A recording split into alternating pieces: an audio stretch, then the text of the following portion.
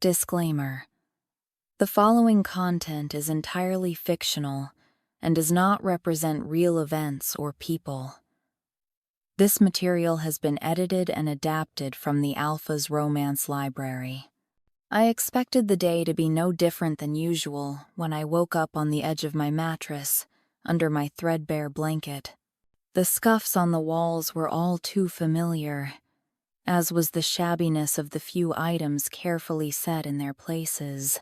How could the hunters protect the world from supernatural monsters when they could not even protect me from the cold monsters in their midst? 3 times already I had tried to run away and leave the hunter life behind me, but each time I had been brought back to safety and had been severely punished for daring to try to find my way to freedom. I started washing the dishes. Amber. I glanced towards the sound of my name. Mrs.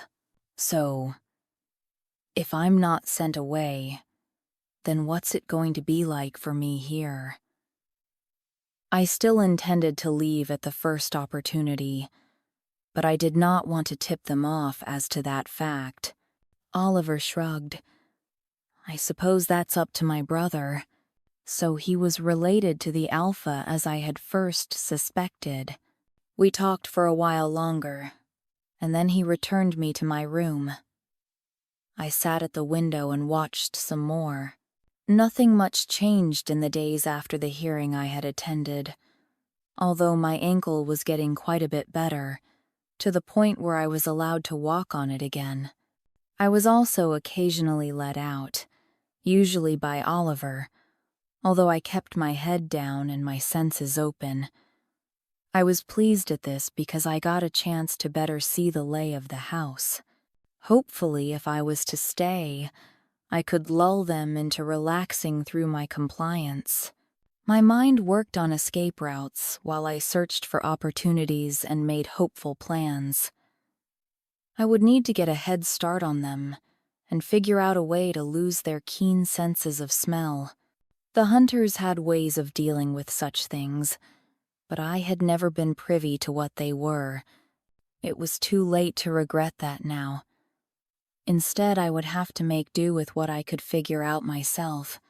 I had learned patience, and I could use it again. I took her back to the house, and she hid in her room. I didn't regret her. How could I? But it would have been so much easier with a female who had been expecting to find me. A female who had not been pressed into hiding herself by her circumstances. Since I was 16, I had looked for my mate in every pack we had contact with over the years, to no avail. If only I had known where she was, I would have saved her sooner. The image of rescuing her from her circumstances, even if I had too been a kid when she had been abandoned, ran through my mind. If only I could have known who she was then. But the past was beyond my control. She was jumpy, and she was fighting what pulled between us, if she even felt it at all. Maybe she had wanted me to kiss her, but she was more certain she wanted to leave, and I didn't know how to convince her otherwise. Every time I tried to get closer, she shied away, leaving me with a wolf constantly pushing for control in my head. The one time I'd let him slip, he'd terrified her, and I didn't want a repeat of that. Still, she had seemed relaxed enough as I showed her around my territory. It was only once we were alone that she had become resistant again. My frustration ate at me. Nothing I did seemed to be right. I would just have to keep her around other people until she let down her guard with them, and hope that the mate bond would drag her towards me despite the contrary ideas in her mind. Anything other outcome was intolerable. Since I needed something to do, I headed to my office where I found Oliver under the piles of paperwork that I had dumped on him. He had lost his goofy grin, and I smiled to annoy him as I entered. No matter that he was my beta, Once in a while, it was just satisfying to mess with my irritating younger brother. "Have a good time?" he asked. "Yes," I said shortly. He switched to the mind link seamlessly, as he did whenever he did not want to be overheard. "Did you get anywhere with her?" "None of your business." "Why are you so invested in my mate?" "She's our future Luna." "That's my problem." "That's all of our problem. What if she does still decide to leave?" I'll be fine. I've ruled for years without her, and I'll manage fine after she's gone if it comes to that." He frowned at me with concern. "You know it's not the same." I really did not need to be reminded that everything I wanted could slip through my fingers. I already regretted the first hours after I found her, and I feared that she would never be able to trust me, or anyone. Her life had been difficult, and I had made it no easier. I blocked out the mind link so my brother would be forced to stop hounding me. "So, what's left to do?" "Just this pile," he said. "And your advisors want a meeting tomorrow." I could have groaned at the thought of dealing with their nonsense, but we needed to make a new plan to try to get Sylvia and Arthur back, if the hunters hadn't already relocated them after the disaster of the last mission. Still, I did not regret finding Amber. If I hadn't been there, that piece of shit would have killed her or done who knows what else to her. The thought brought a hot wave of renewed fury rushing through me, and I calmed it with the memory of his blood staining the ground. Lyndon had a scowl etched across her thin face. The cruel eyes narrowed as she glared at me. Not a good sign. I tried to shrink down and look pitiful. It was easy, because after years of this misery I could not help but fear her when she got into a mood. Although my pathetic posture did not seem to have any effect on lessening my punishment, past experience taught me that any show of pride would be met with an attempt to break it. "I'll finish this up." "You go on," I said. Maybe I could focus if I was alone, but then she wandered through my mind again. I was lost. I worked until supper, and I left my office to find that she was there at the dining table with the dozen or so others who usually ate around my table. She was withdrawn as ever, but her presence soothed me nonetheless. I wondered who I had to thank for her presence. Perhaps my brother, perhaps one of the cooks. I would already have announced her formally if she had been pleased to be my mate. But it seemed strange to do it if this situation were transitory. Surely half my pack had figured out the situation by now and had gossiped about it to the other half. I didn't mind. I was used to being the center of conversation, but I didn't know how she would take the attention. Again, I noticed that she seemed to be relaxing in the group, or at least dropping some of her intentionally submissive mannerisms. She looked over at me and caught me watching her. I didn't look away since she already knew, and instead she blushed and dropped her gaze to her plate. My wolf half had no patience for this. He wanted to simply hunt her down and have her be as much mine in truth as he knew her to be. I ignored my instincts and began to eat, while people around the table talked about the upcoming harvest festival. One of my cousins, Sarah, met Amber's eyes. "You'll come to the festival, right?" She looked like a deer in the headlights. "Sure. You'll love it," she told Amber, and started babbling on about what usually happened. I was glad Sarah had brought it up, because Amber would be there without any intervention from me. How would she react? Would it make her withdraw, or would the festivities help her relax? The image of dancing with her, and then more when we were alone, ran through my mind, her straining under me as "Are you going?" Oliver cut into my straying thoughts. "Do I have a choice?" I asked nonchalantly, trying to hide my hope of an opportunity to get closer to my mate. "Yes. Who's going to force you?" "It's good for group cohesion," I recited the words of our father at my brother. "I thought you'd like to go." "Because she's going," he opined. I ignored him and shut the link between us again. After supper, I caught her alone in the hall. She stiffened in her unease and my frustration grew. I willed myself to patience, but it was difficult. If she had been a wolf raised amongst wolves, the bond would not have been so unexpected to her. We hadn't spoken since she had thrown my near miss back in my face, and if I had done it, it would have been inexcusable and unforgivable, but I did not do it. Still, I didn't want to leave her alone.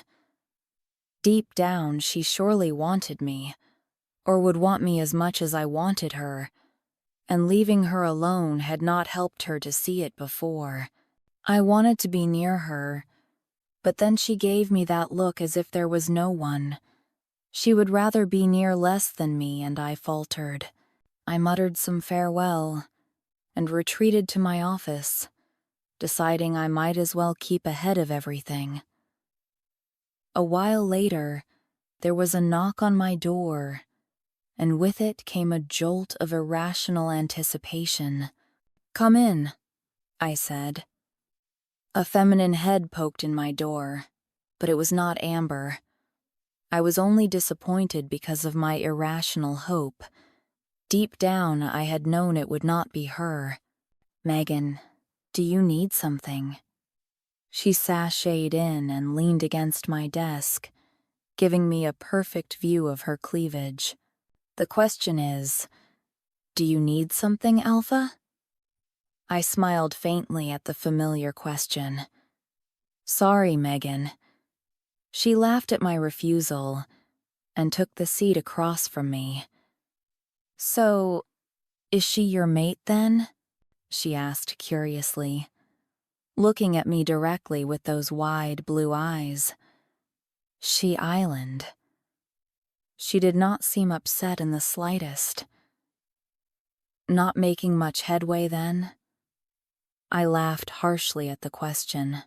"Want me to help you with her?" she offered. I considered. I'd probably be smartest to keep my previous indiscretion well away from my mate, but I actually trusted Megan beyond that. We'd been friends long before we'd been lovers. What could you do? I could tell her how good you are at. "No thanks." Imagining that conversation was enough to drive me to drink.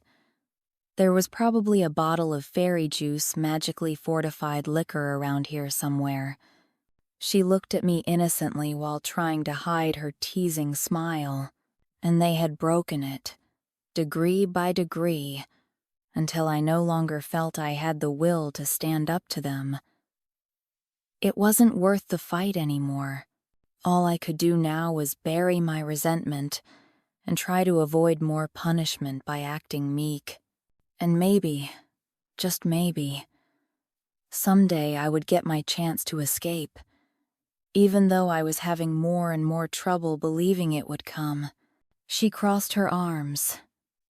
What did I do to deserve such disrespect? "Nothing, Mrs. Linden. How good you are at leading your people in defense and alpha stuff like that." I chuckled in spite of myself. The girl was incorrigible. She was going to drive some poor wolf crazy someday. But seriously, Devon, I can try to help break her out of her shell. She doesn't need to know about anything in the past. It is in the past, right? Like, we don't need to talk about it or anything. "Definitely. Then I'm only jealous that you've found your mate before me," I was hoping to find mine and leave you crying in the dust. Now you owe me. Oh? Do I? I smiled at her declaration. Yeah, you need to let me go with you every time you leave the territory until I find him. You don't think I could be stuck with a hunter too, do you? Not likely. She leaned back in her chair and tapped her chin thoughtfully. I should start coming on missions, certainly. Start training, then, I said and raised my eyebrow.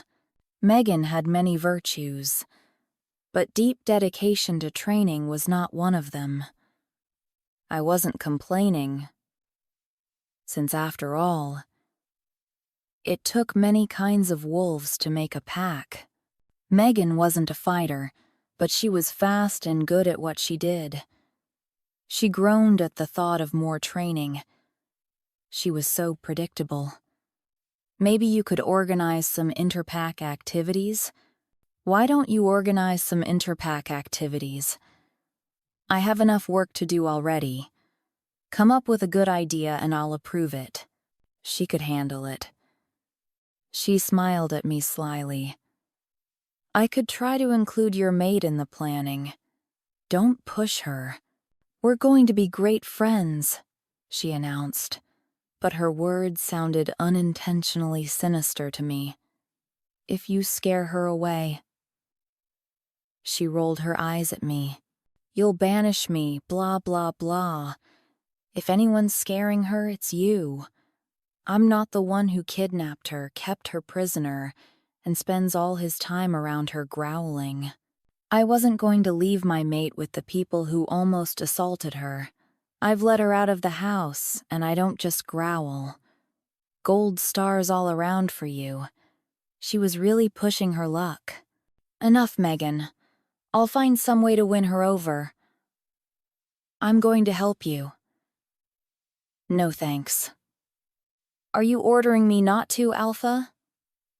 I groaned. No. Just don't make things worse for me. Oh, I won't make things worse. And I'll be back with that interpack proposal soon. I already regretted everything the conversation represented. Things were already bad enough between Amber and I couldn't afford for them to get worse. The only comfort I had was that Megan would never deliberately undermine me. The Alpha invaded my subconscious that night. I let him kiss me, and a lot of other undefined things that I did not really know much about, but instinctually wanted. Even minutes after waking, my heart pounded, and I was sweaty and nervous. I could practically feel the noose tightening around my neck, and questions about whether there was a point in resisting wandered through my mind. What was I even going to find out there amongst the normal humans? These wolves turned out to be no more dangerous than hunters, and I felt more accepted than I had in my entire life. Not that that was a difficult bar to clear.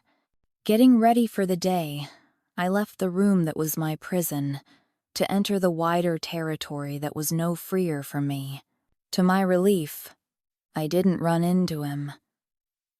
I didn't see the Alpha for an entire day, which almost felt strange. He was there at supper, but he did not even try to interact with me. I almost would have believed that he had lost his interest, but once or twice I caught him looking in my direction before he quickly looked away. My gaze stayed studiously on my plate after that. After supper, he did not try to stop me or catch me. The next day was the same, as was the next, with minimal contact between us. I was not sure whether to be relieved or disappointed, which was insane because I clearly should have been pleased. If he stayed away, it would be that much easier when my time came to leave. I convinced myself I was satisfied with this turn of events. A blonde number woman I had not met previously caught my attention the next day at breakfast. "Good morning," she said in a voice that was almost too cheerful. "Good morning," I said, lowering my gaze more out of habit than anything. "I'm Megan, and I'm assuming you must be Amber. I've seen you around." I glanced at her. She was a rather beautiful blonde with sparkling blue eyes. "Nice to meet you." "And you too," I lied. "So, you're probably going mad trapped in the pack house all the time, huh?" she asked, and then continued without waiting for my response. "Well, since you're here, I could use some help with a little project I'm working on. Oh, everything." But telling her that would only get me slapped. Or worse. "Then why were you late this morning?" "I'm sorry. It was an accident." "An accident? And you expect me to believe that?" The question was a trap with only wrong answers to choose from. I would either have to disagree with her, which would make her angrier, or admit fault, which would make her feel justified in her anger. I wondered what it was. I could cook or clean, but anything else sounded like a stressful ordeal for me. "I need help planning a mate ball." "A mate ball?" "A gathering where unmated wolves can come and try to find their mates. Totally romantic, but also practical. They don't happen very often because packs never want to take responsibility, but Alpha Devon gave me the go-ahead to set one up." She sounded incredibly excited, and I suddenly felt guilty at the idea of resisting her. "And, what do you want me to do?" "Help with the planning. As our future Luna, all these sorts of decisions will be yours to make. But of course, you don't have to do it all right now. But you could help me, right? I could really use some feedback." She looked at me with pleading eyes, but even without that, I hated saying no. "Fine, I'll help. But I'm not your future Luna. I only agreed to stay for 2 months and give the Alpha a chance. He agreed to let me leave afterwards." "Oh, well, that was bold of him. He must be sure that he'll win you over to take such a risk." I shrugged, non-committally. I was wondering if he had not already given up, considering he had stopped hounding me. Not that I was complaining. I changed the subject to get her off the topic of the Alpha. "You seem very excited about this." She nodded. "I dreamed of finding my mate for so long. Kind of gave up for a few years since I'd had no luck. But now that you're here, I'm inspired to start trying again. I'm going to cram as many unmated wolves into this function as I possibly can to maximize everyone's chances. Sounds strategic. Good luck." "Thanks." "Well, we've got lots to do," she said with what seemed like real pleasure as she dragged me off to a nightmare of checklists and idea boards. I was then subjected to a ton of choices that I did not really care about, and they made me uncomfortable because I was not accustomed to sharing my opinions. Mrs. Lyndon never liked it when I spoke my mind, and like all other situations, I had learned to cast my eyes down and say nothing. Megan was having none of that, I discovered to my absolute dismay. She wanted nothing but my enthusiasm, so I forced myself to pretend to care to get her off my back. "Do you really not like doing this at all?" she finally asked, fixing me with a fierce stare that made me want to retreat to the safety of anywhere but here. "No," I lied quickly. She rolled her eyes. "Amber, You're not my subordinate. You're our future Luna. If anything, you should be the one giving me orders. You don't have to help me with this if you don't want. I was just trying to include you since you're one of us now. We can do something else once I'm finished. Or even nothing if that's what you prefer. I just thought you probably would like something to do. What do you do for fun? For fun? Up until I came here, fun had been nothing, and avoiding punishment and reprimand had been my main goal, especially once I had given up on my dreams of escape from them. I don't know. Well, how about this? You take a break if you've had enough of this. I took the out. I could use a break, so I'll just decide whatever I want? She prodded. Yes. That sounds best. I fled from the room and her overactive attention, and she did not try to stop me. A couple more days passed and the harvest festival arrived. I didn't want to be anywhere surrounded by wolves, so I prepared for it with the same amount of enthusiasm that I had given the hunter rallies. Unlike the rallies, this whole affair started just before noon and stretched late into the night. My strategy was to go and simply stay in the background as much as possible, and then leave as soon as I could. There was a feast that began the whole thing, and I was stuck at the alpha's table by the seemingly well-meaning female named Sarah. No one pushed me to sit beside him, though, but I could feel speculative gazes on me like I had never experienced before.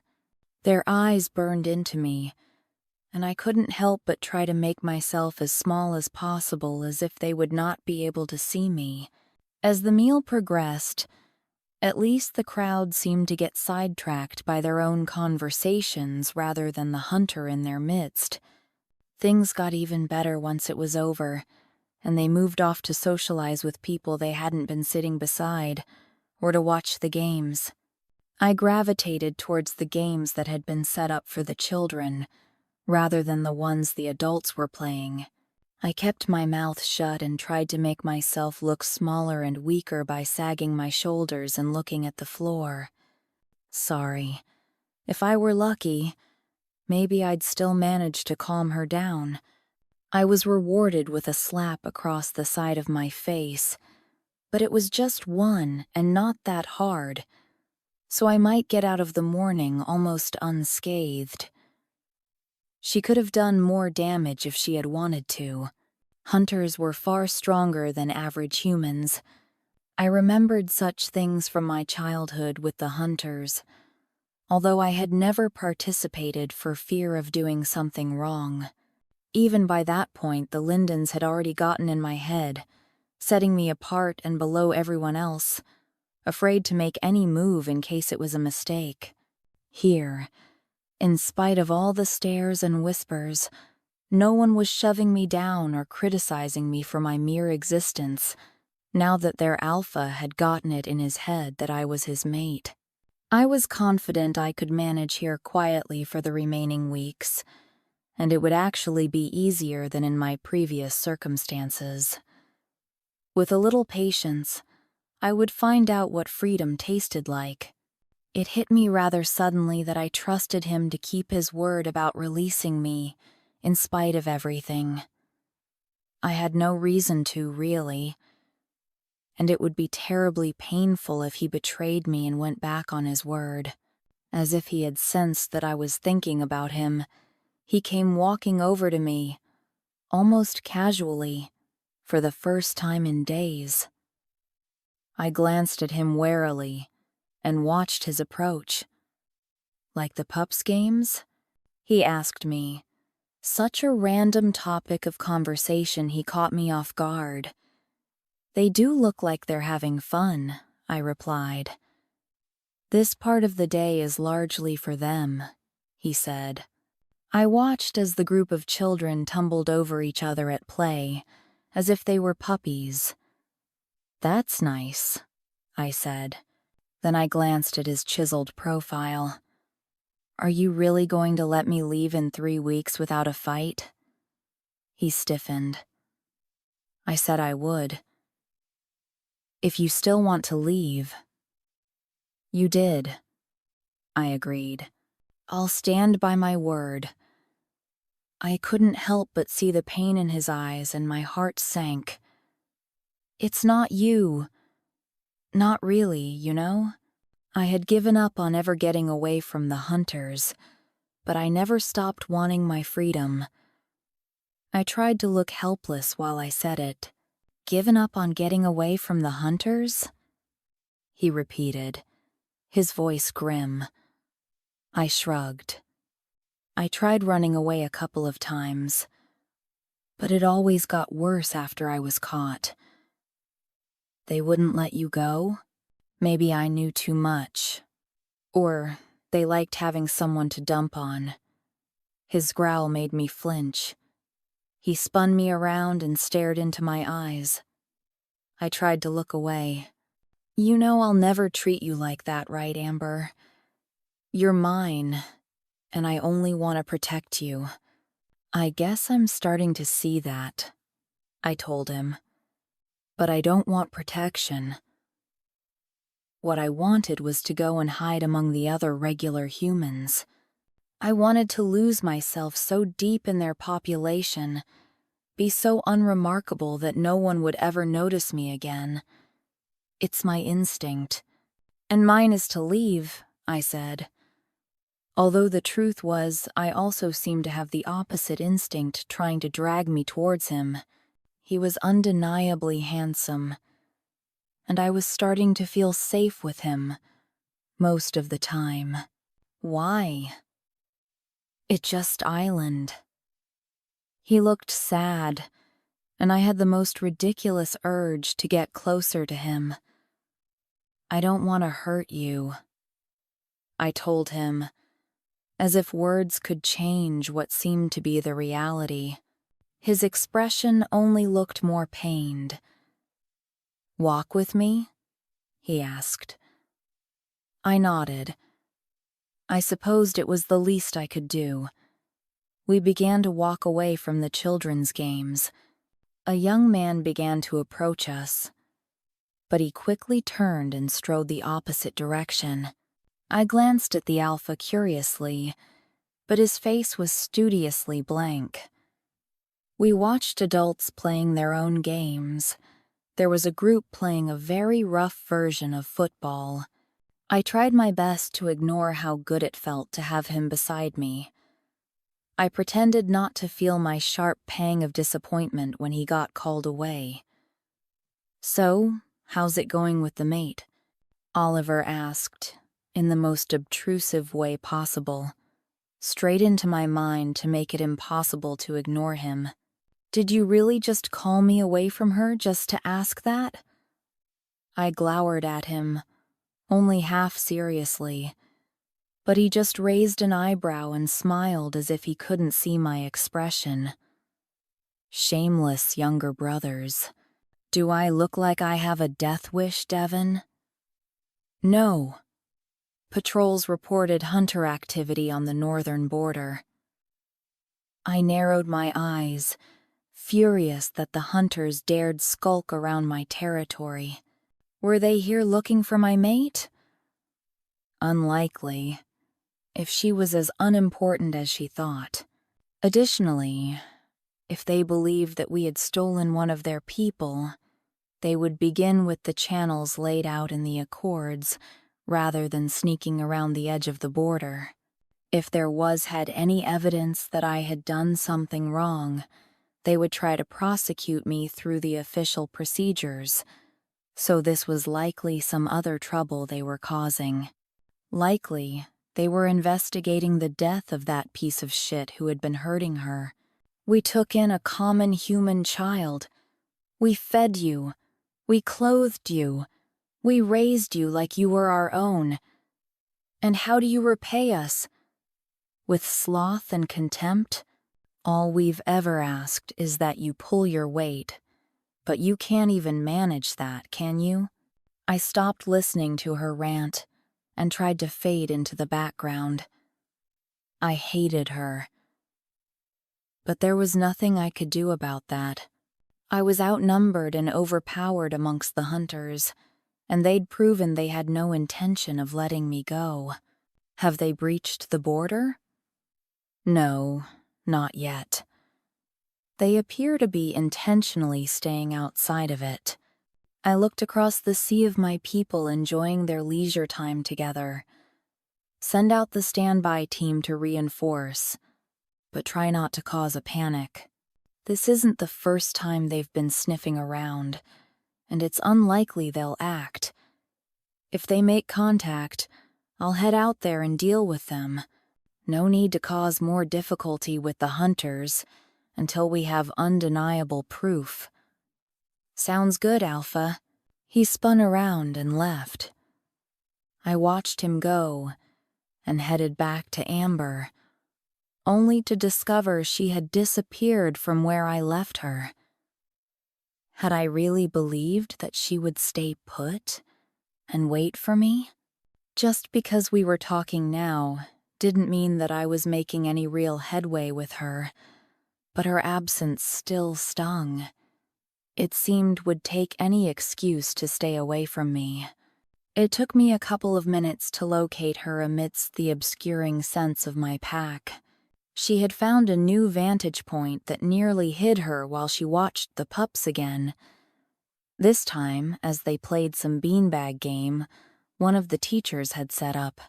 Ignoring my wolf, I decided not to disturb her again. Instead, I walked the opposite direction, thinking about how much I wanted to kill the hunters who had forced her to adapt her behavior this way. I almost wished the ones sneaking around the edge of my territory would come inside, so that I would have an excuse to deal with them.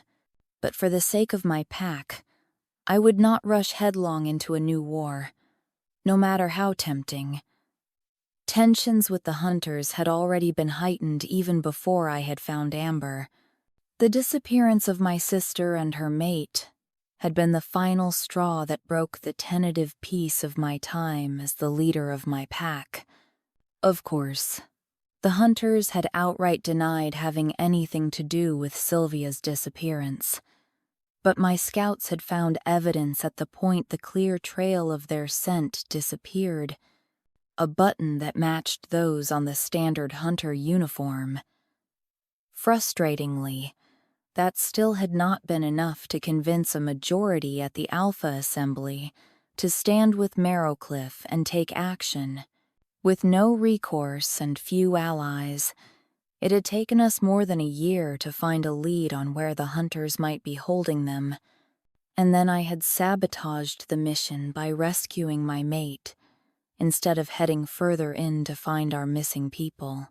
I would do it all over again if I had to, but I wasn't just going to forget that the hunters had my sister somewhere out there. I left my mate alone until the main evening feast. She looked tense when I sat beside her, but she did not protest. It was impossible to tell if she was pleased to have me there, or if she was stoically enduring the torture of my proximity. The food was served buffet style, so we went up together to fill our plates. Sarah led us as she chattered on and on to Amber about anything and everything.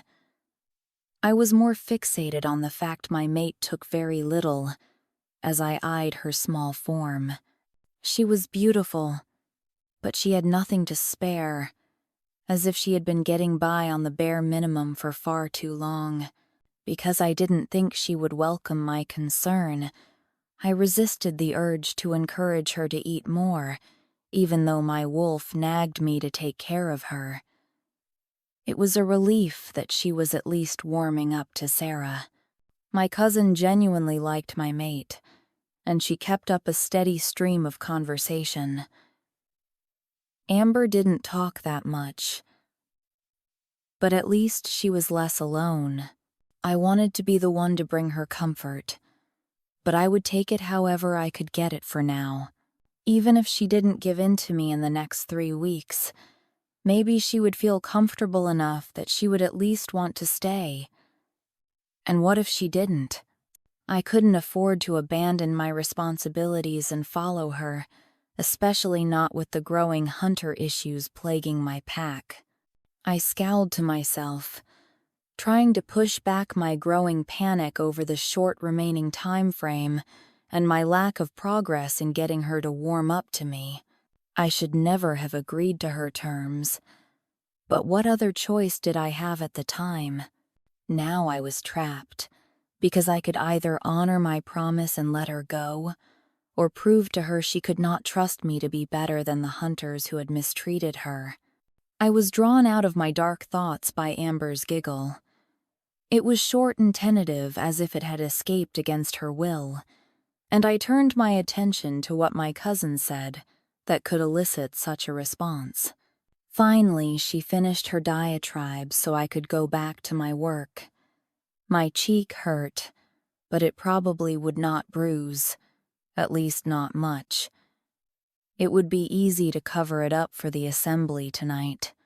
The Lindens had no qualms about treating me harshly, but my supposed adoptive mother still insisted on me hiding the evidence of her behaviors.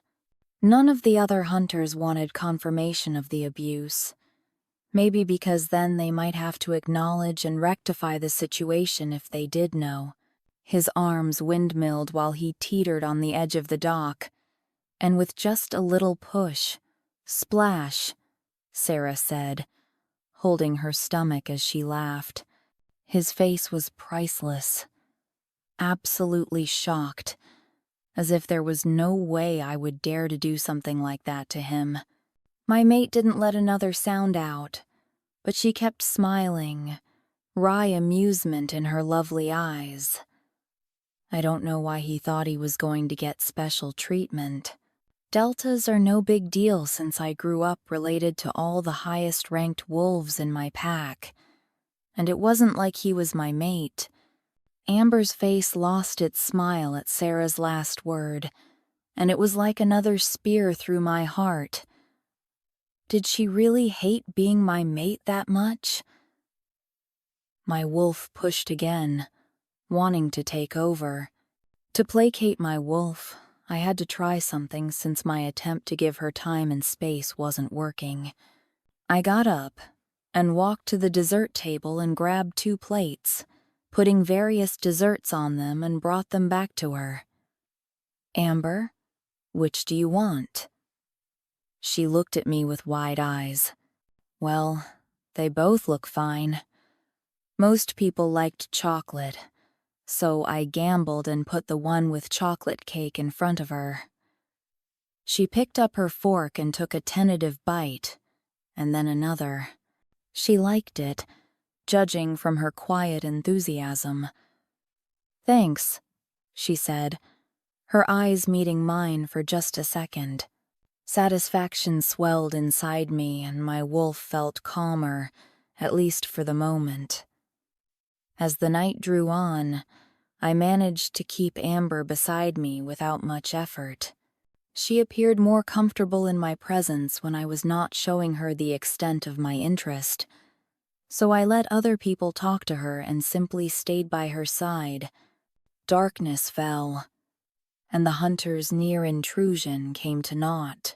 As much as I longed to take out my frustrations on them, I had enough trouble from them already, and there was someone more important I needed to focus on. The dancing began, and gradually pups were taken off to bed, leaving the adults to continue their celebrations. Amber relaxed further.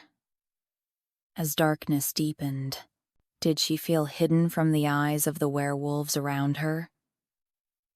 We saw best by the light of the sun, but with aid from the bonfire and the torches, we werewolves could see nearly perfectly, but she wouldn't be able to, so I took the opportunity to study her without making her uncomfortable.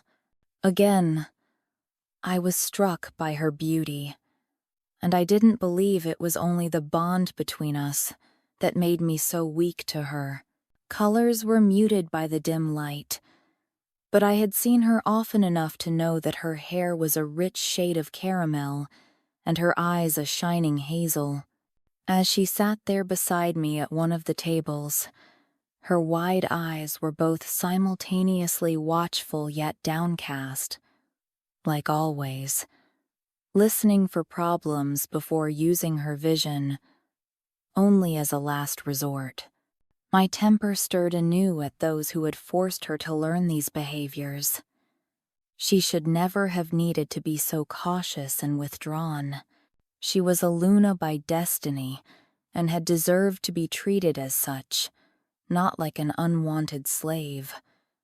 My wolf enhanced my fury at the situation, and I clenched my fists before realizing what I was doing. I forcibly relaxed. Perhaps I would have my revenge for her suffering while dealing with my other hunter problems, but that was not a satisfaction for this night. Frightening her was the last thing I wanted to do. My mate was watching the dancing with a faraway expression, so I threw caution to the wind. "Would you like to join them?" She reacted with horror to the suggestion. "No thanks." Her voice was little better than a squeak. "Of course you don't have to, but why not?" I asked. "I don't know how, for one. I could teach you." She shook her head. "No, please." I exhaled my disappointment. "You can go dance without me," she suggested, with an aggravatingly hopeful tone, as if the idea of getting rid of me was something to look forward to. "There's no point without you. Sorry." "I don't want you to be sorry." I wanted her to be happy, most preferably with me. If she would just give me a real chance, I was sure that I could make her want to be mine and want to have me in return. I can't help it. I just wish I wasn't your mate so that you wouldn't feel so miserable. Once I finished in the kitchen, I started cleaning the floors. Mr. Linden and Jasper had gone to deal with hunter business or something, and Mrs. Linden had gone to meet with someone. So I let down my guard with the luxury of being left alone. My chores took me the entire morning and half the afternoon. Afterwards, I washed up and put on my best clothing, my second-hand female hunter uniform. I didn't believe that she really understood how much voicing her regret was like a spear through my heart. I closed my eyes and tried to collect myself and keep my wolf from pushing me to do something I'd regret. Every time she tried to get away from him, he only became more determined to chase her down. I resumed my perusal of the crowd around me while I fought for control. Once I was certain I had regained it, I asked, "If I didn't feel miserable, would you still wish not to be my mate?" She paused. "Maybe not." I could have told her that the only reason this situation was so painful was because she resisted our connection, but I didn't want to guilt her any more than I wanted to coerce her. I wanted her to choose me because she wanted me, not out of pity. Her eyes met mine through the dim light. Her eyes were direct, and her lips were slightly parted, as if in unconscious invitation. I wanted her so badly I could practically taste what it would be like to finally have her. "Let me kiss you," I said, my instincts overwhelming my good sense. Her eyes flicked down as she slipped away, increasing the distance between us. "I don't think that would make this situation better for you. Maybe, maybe not." Now that the words were out there, I was willing to gamble that if she just let her guard down, she would enjoy it enough to want more. Physical attraction seemed to be the one guarantee when it came to the bond. "I won't, if you say no." She paused again. "No, I don't want this." I don't want to be here. And I don't want you to kiss me. Ever. It was as painful as every other rejection she had thrown at me, like each was scraping off a piece of my soul. She was resolute, and I had made no progress. All my foolish hopes had come to nothing. She was mine, but she refused, and the fact she didn't want me was the one thing I couldn't ignore. I could be the monster who held her against her will like the hunters, or I could let her go, because it was the only thing she had ever asked of me. I breathed in deeply while I tried to control my agitated wolf. He was struggling in my mind, desperate to stop my next words. You can leave. Her brow furrowed and her eyes clouded with confusion as she blinked up at me. Leave? The territory. As soon as you're ready to go, forget the deal. A few weeks won't change anything. Oh, I expected her to be happier. The least she could do was be pleased about my painful self-sacrifice. I stood up. My wolf howled his dismay in the back of my head, and my nerves prickled, warning me that I wasn't going to be able to prevent my coming shift. My canines ached as if they would mark her here and now. I had to get away from her before my wolf did something unforgivable, something I could never take back. My voice was strained as I pushed out my next words. Have a good night, Amber. Inform me when you're ready to leave, and I'll have your travel arranged. Striding off into the darkness past the tree line, I barely managed to strip off my clothing before my wolf pushed me into my wilder form. I held back my howl as I ran through the forest, away from Amber, because that was the only direction that was safe for her. I watched him as he walked away from me, leaving his last words hanging in the cool night air. He disappeared into the darkness, and I just gaped after him. Inform me when you're ready to leave, and I'll have your travel arranged. The words were almost incomprehensible. They meant that I could leave tomorrow, or the next day, or the one after that. My chest felt tight at the thought, but I also felt excitement. They meant I could go where I wanted, and do what I wanted for the first time in my life. This freedom I could almost touch was terrifying. I had no idea how to navigate in the human world, but I had to believe that I would figure it out. My head was spinning with all the ideas rushing in at me, and I decided it was late enough that I could retire to my room. The alpha was in my dreams again, and I woke with a heavy heart. I dragged out of bed and got ready, and I looked for him throughout the day, but he was nowhere to be seen, as if he had left his own territory. It felt odd, because even when he had been staying away from me before, it was almost as if he was still watching. Now it felt empty and strange. I shook off the feeling. There was a lot before me to look forward to. As a normal human, they had never bothered to actually train me in hunter techniques, but as part of the clan, I had still been expected to wear the formal attire for assemblies ever since I had turned 16, or at least as close to 16 as they could estimate without knowing my actual birthday. 16. That magic age when children became adults in hunter society.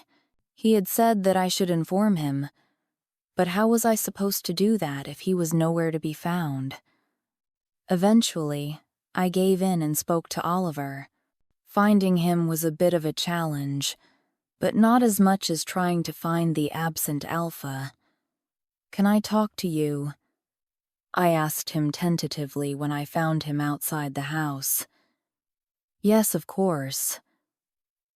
Why? The alpha told me to talk to him, but I can't find him.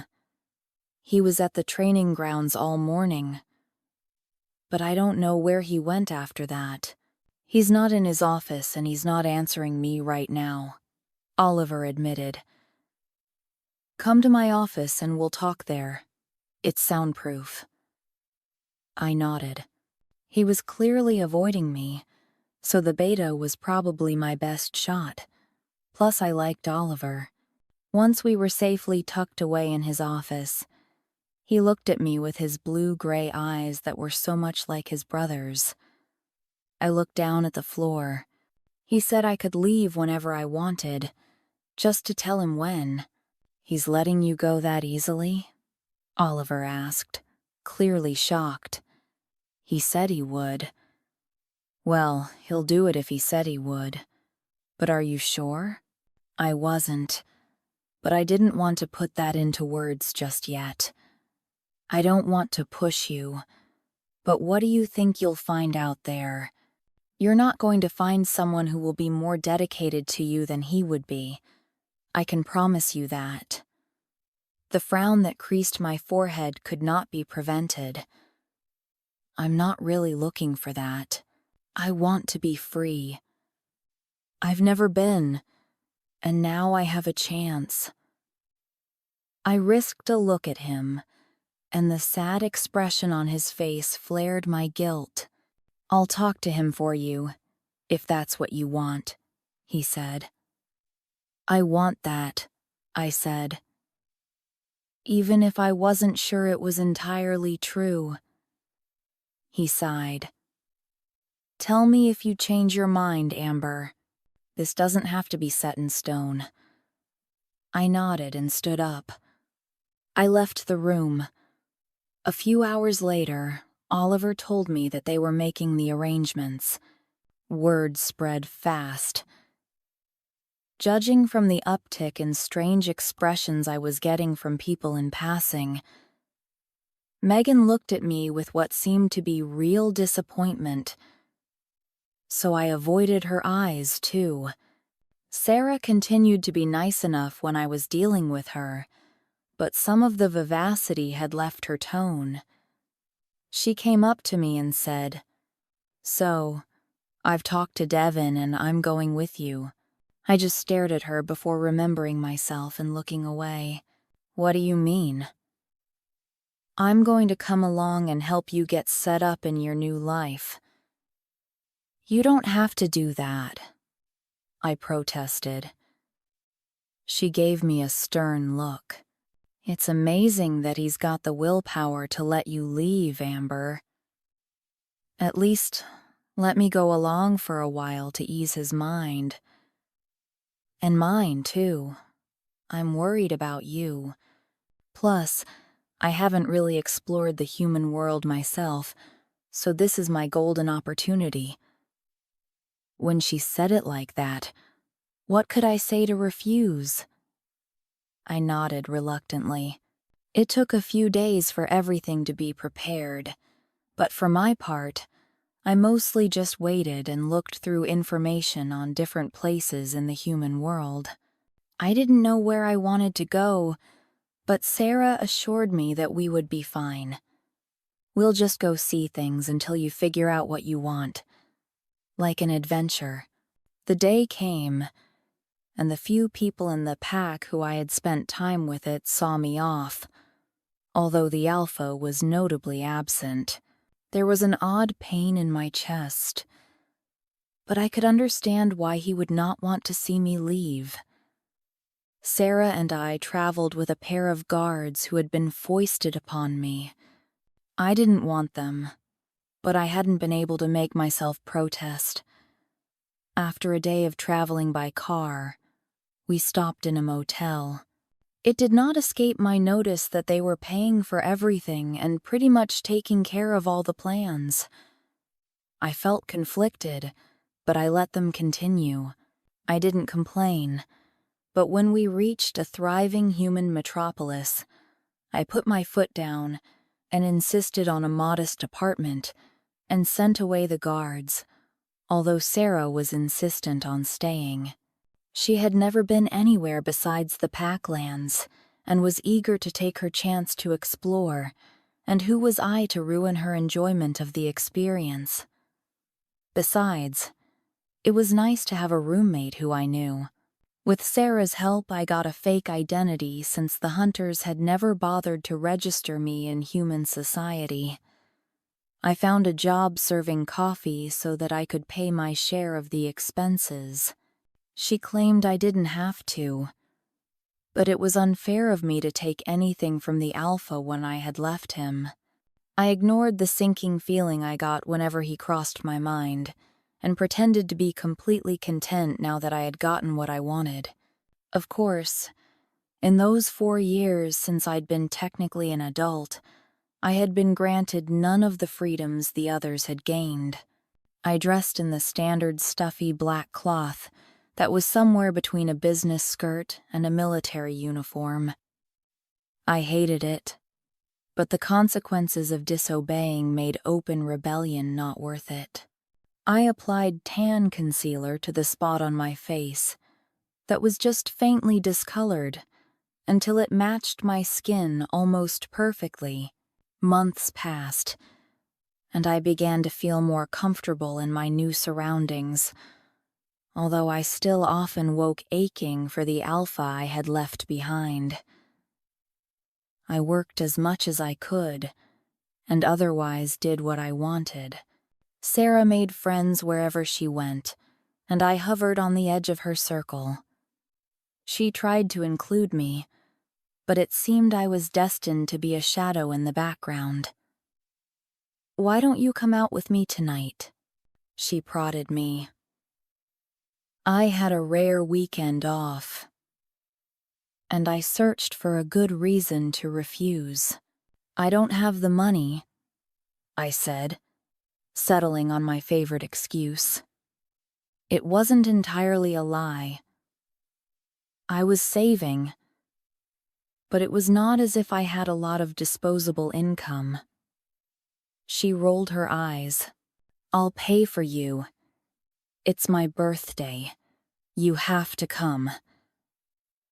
She then fixed the most precious puppy dog eyes on me that I had ever seen. "Oh, stop that already.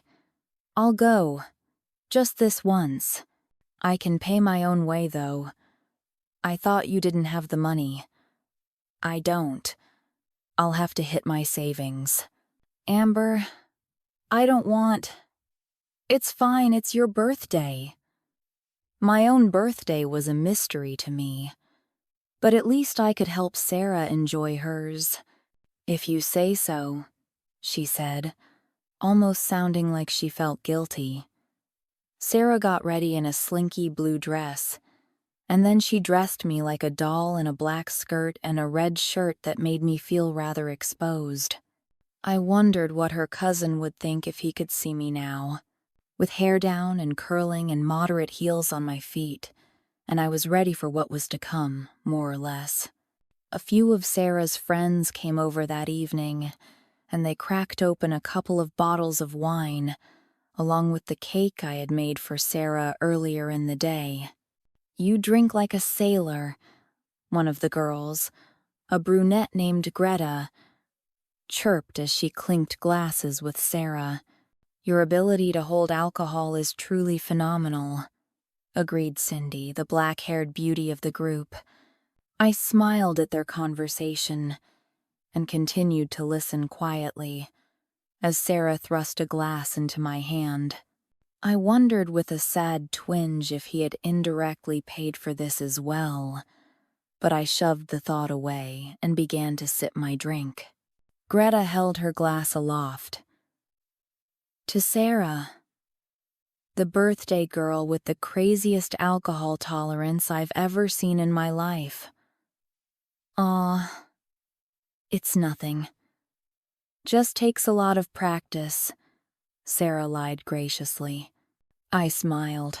These girls could practice until their livers imploded, and they could never achieve Sarah's werewolf tolerance. They continued chattering and drinking, and more people came over to celebrate Sarah.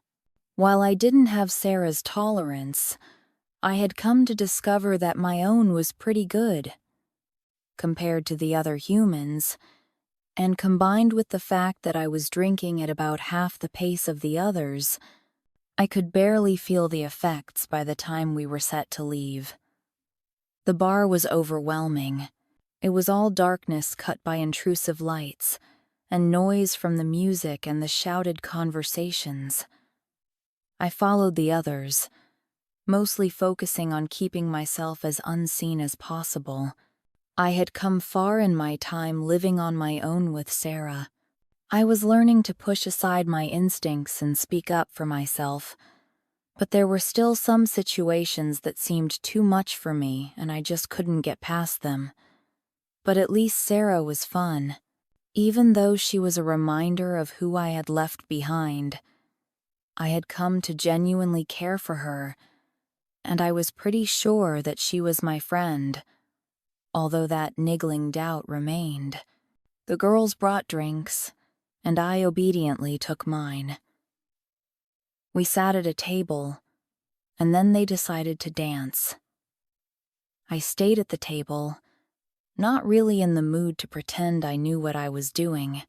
Sitting alone, I nursed my drink for a few minutes.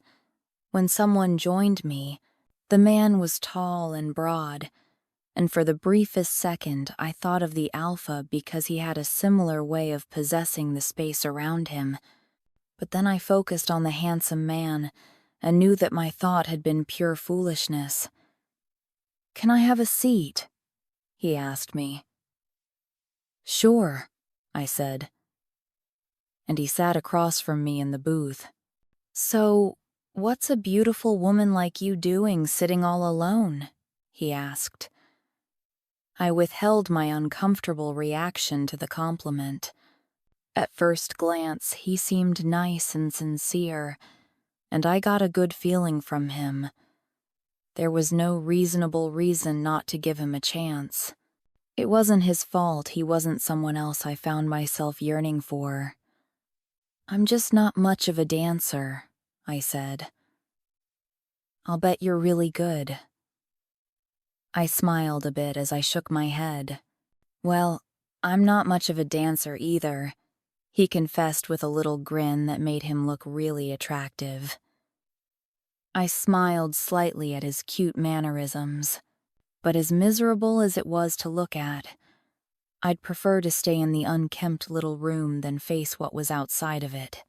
Unfortunately, I didn't have the luxury of doing that. I swung my legs down to the floor and quickly dressed.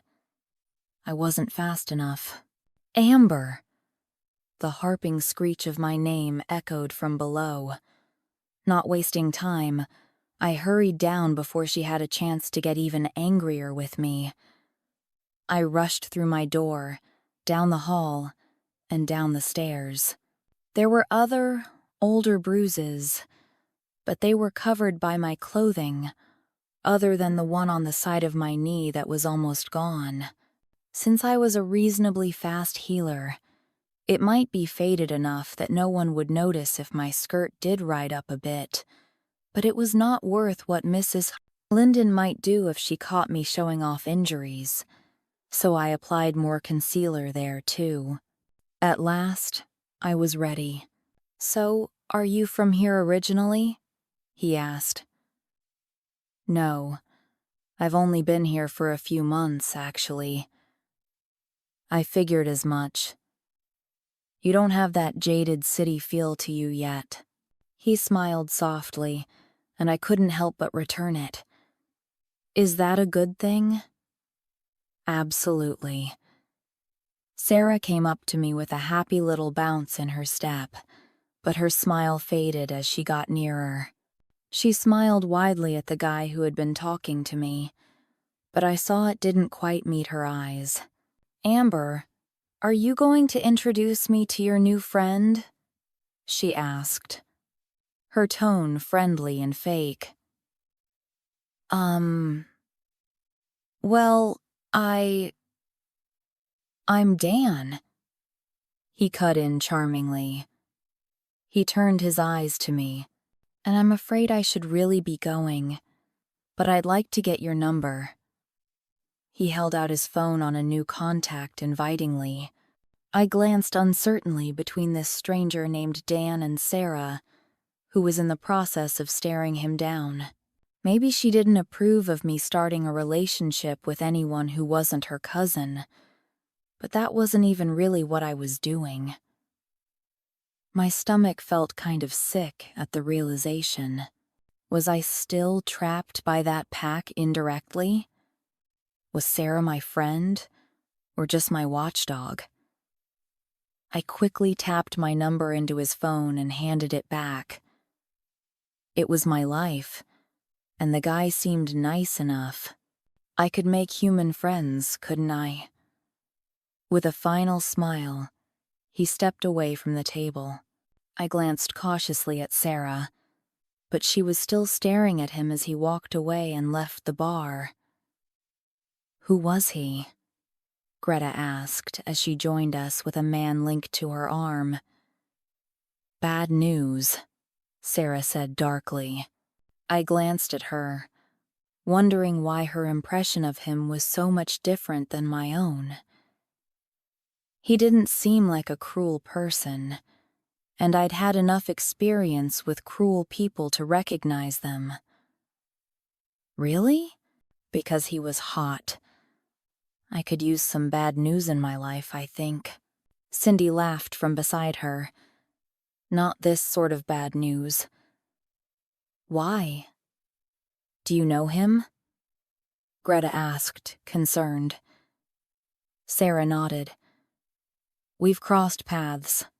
My curiosity grew as she refused to speak further about her reasons. We hadn't been in the city that long, so I wasn't sure how she would know him, although maybe it wasn't that strange, since the amount of friends she'd managed to make in our short time was perplexing. Or maybe it's simply been a lie to get the others off her back? Once we were home, I would ask her what was her problem with Dan. As the night continued, I eventually hit the perfect threshold of drunk and peer-pressured to get up and dance. I was probably terrible, but everyone seemed to be having fun, and everyone was too drunk to care about my performance. A group of guys came over to us and joined our group. A dark-haired man came over to me and tried to pull me up against him, but I got a flash of memory of the alpha trying to get me to dance. This guy wasn't right, so I backed away. I fled to the washroom with a searing pain in my chest. Thinking about him hurt, so I tried to avoid doing so, but it seemed like no matter how far I ran, reminders of him were everywhere. A few tears escaped from my eyes, although I tried to hold them back. "What's wrong, doll?" asked a random human woman who had stopped to wash her hands. I blinked my bleary eyes and looked at her. She was a brunette about my age, and wearing a skin-tight black dress. I just missed someone, I guess. "Aw, I'm sorry to hear that." I shrugged. "It's my own fault." "That's even worse, isn't it?" I chose to leave, and now I don't know how to get him out of my head. She patted my shoulder a couple of times. "Would he want you back?" "You could always try, right?" I glanced at her, surprised. My brain felt foggy, but there was something there. What if I did go back? Would he still want me? I thought he would. After all, I was his mate, right? With a final smile and a wish for good luck, she left the bathroom. I splashed water on my face and followed her out. In the kitchen, I put the finishing touches on supper, and then I ate in the corner of the kitchen. The sounds of the family eating from the dining room reached me, but only made me happier to be alone. Finally, they finished, and it was time to go. I obediently got into the back seat of Mr. Lyndon's car and spent the ride looking resolutely out the window while ignoring Jasper, who sat far too close for my comfort. He was getting worse all the time. I much preferred those times when he was absent due to hunter missions. I was relieved when we got there. I responded to anyone who spoke to me with quiet, non-committal responses. I watched everyone covertly as we walked into the assembly hall and sat with my family. The leader of the hunters, Sigmund Triest, walked to the front of the hall and began speaking. I could tell his words were supposed to be rousing and inspire pride in the hunters. And maybe they did, but I was immune because I was not really one of them. I was an inside observer, a second-class citizen, because my parentage was not of the lofty hunters like the rest of them. For the millionth time, I wondered why they didn't just dump me in a human orphanage when they found me and be done with it. My life probably would not have been worse, and then they wouldn't have had to waste their precious resources on a useless, normal human like me.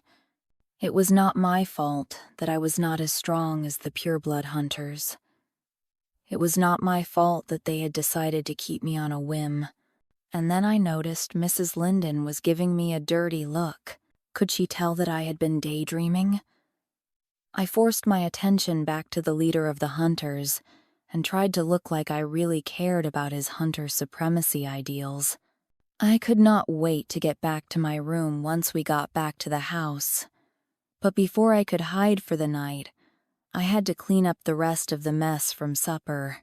The car I rode in got back first, so I hurried to the kitchen and hoped that she would decide not to interrupt my work with a lecture or worse. My relief washed over me when the sound of her sharp voice, accompanied by the sound of Mr. Linden's, faded as they went up the stairs. The house grew quiet, other than the sounds of the dishes as I placed them in their proper locations. Hopefully she would forget her irritation by tomorrow and let me work in peace. I was about to hang up the frying pan when a noise behind me made me jump. I spun around and saw Jasper standing in the doorway to the kitchen, tall and broad and classically handsome. I had heard girls whispering about how much they liked his curling brown hair and his dark brown eyes. They did not know him like I did. "Do you need something?" I squeaked. "Let him be here for a glass of water or something," I desperately hoped. "Oh, definitely." His tone of voice set off warning bells in my mind. It reminded me of when he used to push me around when we were little, but the expression on his face was even worse than those days. He was like a brother to me, if a brother meant someone familiar to me who I feared and loathed. He was not looking at me like he was my adoptive brother. Jasper stepped closer, and the sound of blood rushed in my ears. "Well, please don't let me stop you," I said. My voice was unnaturally high. I backed away, cognizant of the location of the back door, just in the hallway outside the second entrance to the kitchen behind me. "You definitely won't stop me," he agreed. I did not wait for him to move. I dropped the pan as I dashed to the door. Since I had caught him off guard, I gained a split-second head start. He was a hunter, but I had always managed well in the darkness, and there was some light from the partial moon. If I could get to the trees, I might have a chaw. His hand grasped my wrist and pulled me to a stop. I lurched backwards and almost fell down. "Where do you think you're going?" he asked. As I rounded the corner into the kitchen, Mrs. Linden was already in there, starting breakfast. One glance at her slightly graying brown hair and pinched face was enough to show what a bad mood she was in, which never boded well for me. I hurried to help her, hoping that I wouldn't get in too much trouble for not making it down first. Apologies wouldn't help me if she was already worked up, So my best bet was to keep busy and hope she got sidetracked out of her mood. Trying to escape again? I thought you learned your lesson last time. I did. I'm not running away from here. Seems like you were. His voice was silky. I shook my head. You never learn. Somehow, he maneuvered me around, so I was facing him, and he planted his lips on mine. I froze in my shock, and even though I had sensed he had been angling in this direction for some time, the reality of his unwanted advances was difficult to comprehend in my shock. I turned my mouth away. Let me go, Jasper, I said, trying to be firm without drawing his ire. Why? So you can run? His eyes were black in the darkness. No, so I can go to my room. He grinned, and the expression was horribly familiar. It was the same look he had worn while tormenting me as a child. Not much had changed since then. I tried to yank my sore wrist away. In response, he started pulling me towards the trees. I'm going back to my room, I told him, trying to pull in the opposite direction to no avail. Doesn't seem like that. Jasper. What? Give me one good reason to take you back to your room. It sounded so horribly suggestive when he said it in that tone. I'm tired, and I have a lot to do early in the morning. We won't be that long, he said. It was a threat, not a promise. I hoped beyond hope that he was just messing with me, that he was only trying to scare me. Maybe, if I satisfied him with my fear, he would tire of his games and leave me be. A whimper that felt all too real escaped my throat. Quiet, Amber. I'm scared. I'm not going to hurt you if you don't fight me.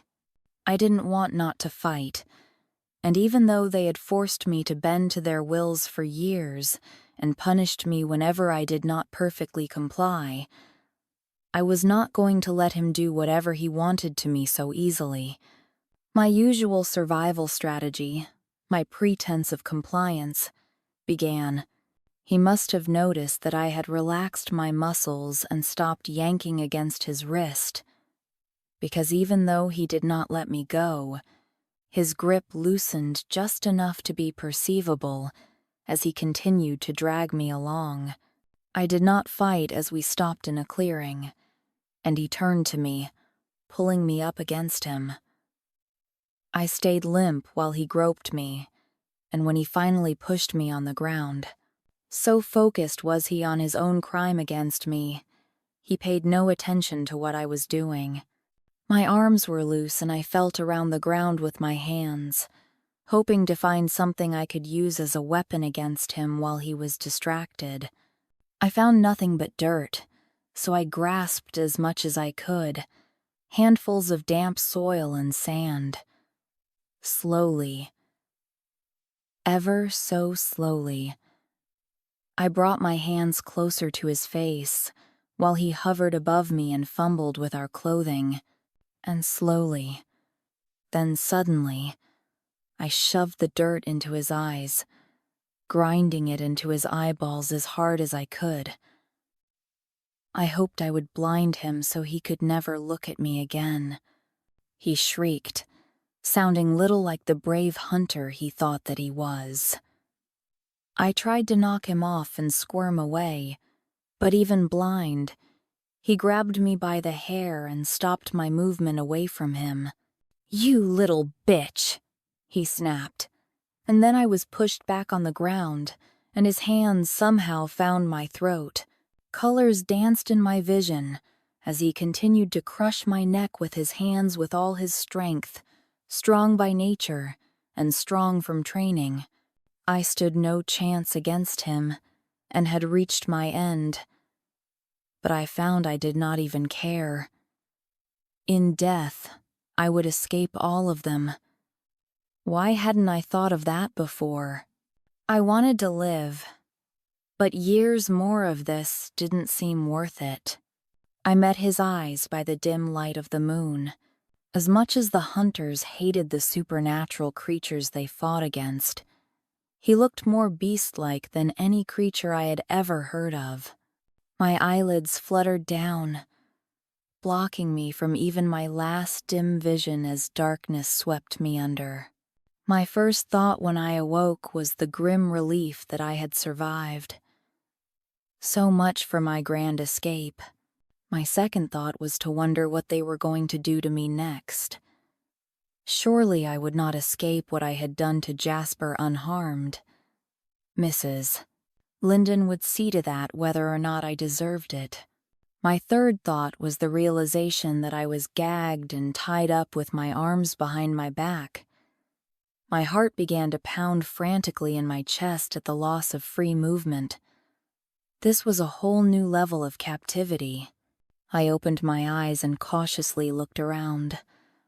I was still in the forest, although it was almost dawn judging by the light of the sky. I must have been out for hours. I kept my head down as I began chopping vegetables for the omelets. She cast me a dirty look which I studiously pretended not to notice. 20 minutes later, breakfast was ready, and I brought everything out to serve the family. Mrs. Linden took her place at the opposite end of the table from her husband.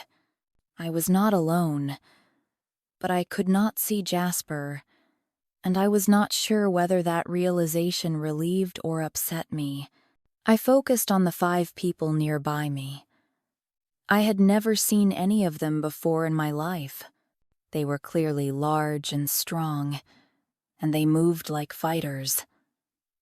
Then there was me, small, untrained, and restrained on the ground. I was absolutely screwed. I started working my wrists back and forth, trying to loosen what bound me. She's awake, Alpha. Oh no, Alpha. That meant werewolves. I was even more than absolutely screwed. What were they going to do to me? I had heard nightmare stories of what these brutal beasts did to humans. Torture, rape, murder, cannibalism. I had jumped out of the frying pan and somehow landed in the fire. I moved my wrists more quickly, my sweat dampening the bindings. I had to escape, somehow. Don't waste your time, Huntress. Even if you do escape, you know that we can track you by scent, one of them said. He was frowning at me fiercely, and I shrunk under his gaze, eyes lowered. I had so many years of practice trying to diminish myself that it came to me instinctively. If I challenged, I only increased my punishment. Meekness was my trusted shield. I could practically feel his gaze burning into me for a long moment. I stayed very still, not even moving my hands. Finally, he turned away from me. I exhaled in relief. I listened to my captors, whoever they were, moving around. Finally, the one who had spoken to me, probably the Alpha, spoke again. All right. Move out. I was yanked roughly to my feet. There was a loose length of rope attached to my hands, and it was grabbed by one of the men. No, by one of the beasts in human skin. He pulled me along, and I had little choice but to follow at the rapid pace they set. As we moved, my mind whipped through what I could remember, and caught on the horror of Jasper's assault. What had happened to me after I blacked out? A shot of paralyzing fear hit me at the memory. I took inventory of my well-being. My face was still a bit tender from where Mrs. Linden struck me the previous morning. I had various pains from Jasper's rough treatment, and my neck and throat ached where he had tried to strangle me, but the place he had been trying to violate seemed untouched. Relief washed through me, and I exhaled deeply through my nose, since my mouth was still gagged. Unfortunately, my relief was short-lived. The fact that the worst had not happened did not answer my other questions. Who were these werewolves, and how did I fall into their clutches? I would have liked to ask, but obviously I could not. They kept walking too fast for me to keep up easily, and I nearly had to run to avoid being dragged along by the rope. They seemed completely oblivious to my fear and suffering. I wasn't surprised by the harsh treatment. Who had ever cared about my misery before? As they pulled me along, I stumbled more than once. The domineering one seemed especially irritated every time I tripped over my own feet. I supposed my human clumsiness was inconvenient for him, just like it had been for the hunters.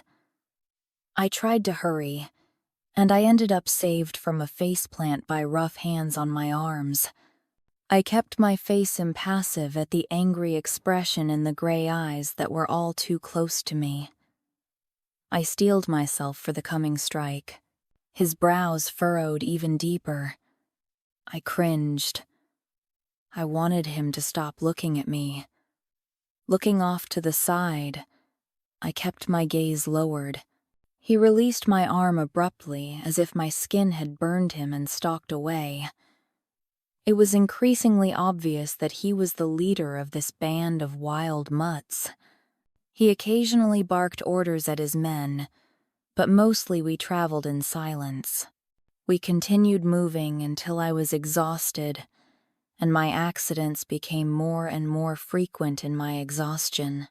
I tried hard to keep up, because I did not want to push them too far. They all seemed tense and unhappy, and the silence other than the sounds of the woods unnerved me. Werewolves could communicate inside their minds, and that did not make me more at ease. Who knew what they were talking about amongst themselves? What did they even want from me? Before I could start to figure it out, my left foot slipped into a hollow, twisting muscles and ligaments at an agonizing angle. I yelped through the gag before I could stop myself. The rope pulled taut and pulled me over, flat onto my face on the dirty forest floor.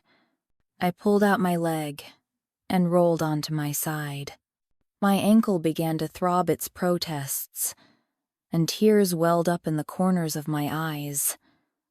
I held them back as best as I could, and struggled back up to my feet. Pain shot through my ankle as I limped forward. Their younger son, Jesse, was off on some hunter business, and it was unfortunate that he hadn't taken his older brother, Jasper, along with him, because Jasper looked me over in a way that made me feel deeply uncomfortable. I hurried back into the kitchen to get away before he could say anything. Or try anything. He lingered in my mind like a difficult stain, as I quickly ate a small portion of the food, enough to keep my going, but not enough to draw Mrs. Linden's ire. The werewolf who I assumed was the leader strode back towards me. I held myself still and wondered if this was when he would finally lose his temper on me. I would have apologized to him quickly to try to calm his ire, but they had taken that ability from me with the gag. The best I could manage was a pathetic whimper. He swore, and I waited, keeping my gaze low. Then, in a swift, fluid motion, he swept me up with one arm beneath my back and arms and the other under my knees. I could barely think in my surprise. I did not struggle. Instead, I just hoped that this new inconvenience I had caused would not be held against me later. I was carried through the forest by the intimidating beast, who had been holding me captive now for hours.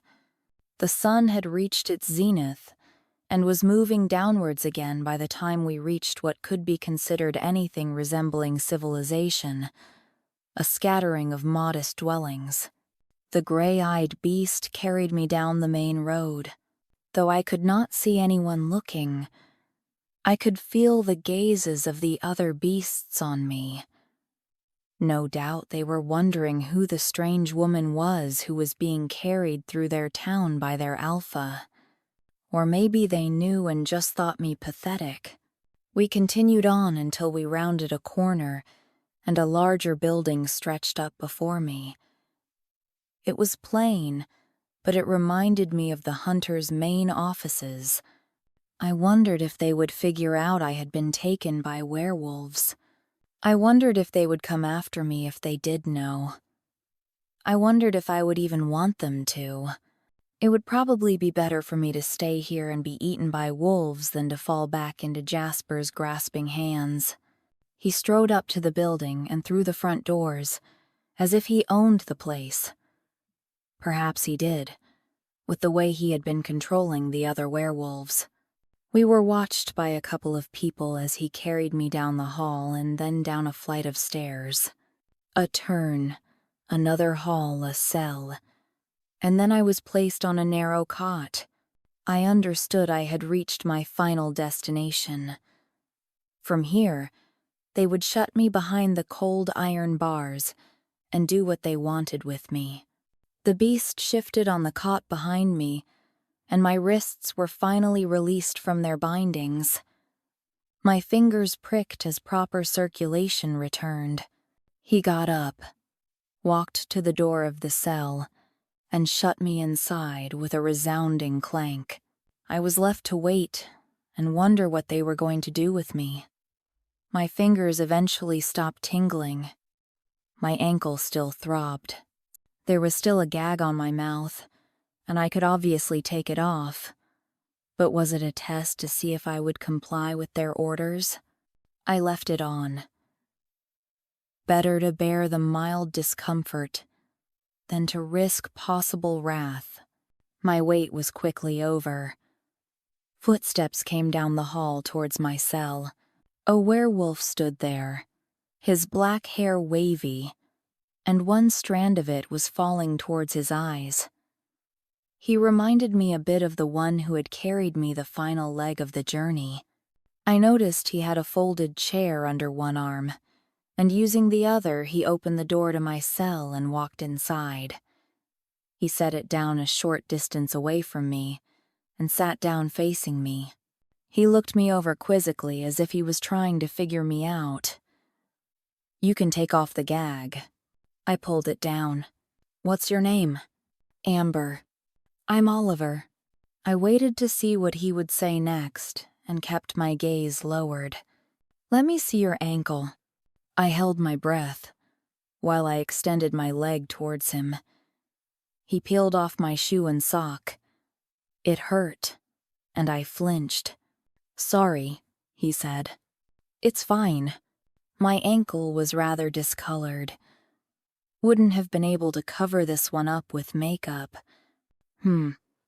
I'll get Doc to look at it. I did not argue. I didn't want to see anyone, but what did it matter? I had no choice here, any more than I had with the hunters. "Well, I'm going to ask you some questions, and I hope you answer without a fight so that we don't have to use harsher measures." I nodded. "What are the hunters planning?" "I don't know." "You don't know?" "No." "Would you tell me if you did?" I considered. I didn't care about the Lindens. I didn't care much about the other adult hunters. But I did not want to see the hunter children harmed.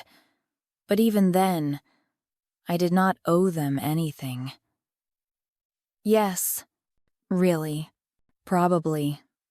I squeaked. "Where do they keep the prisoners?" I thought about it. I don't know. Brown-haired and square-jawed. Jasper was a couple of years older than me, and he had been cruel to me as far back as I could remember. He'd always enjoyed putting me down or lording it over me, but the last couple of years he had been getting more personal than I was happy to tolerate. Maybe the center of the town, if they have any? Where are the other hunter bases located besides your own? I don't know, I confessed, hoping that they weren't going to start trying to beat information out of me that I did not have. Oliver went on and on, asking me for detailed information about the hunters, but I had little information besides what I picked up at meetings, generalized, glorified nonsense.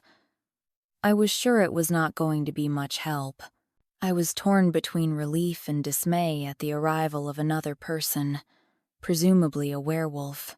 He looked to be about in his early 30s, and smiled a dazzling white smile at me as he entered the room, carrying a bag in his hand.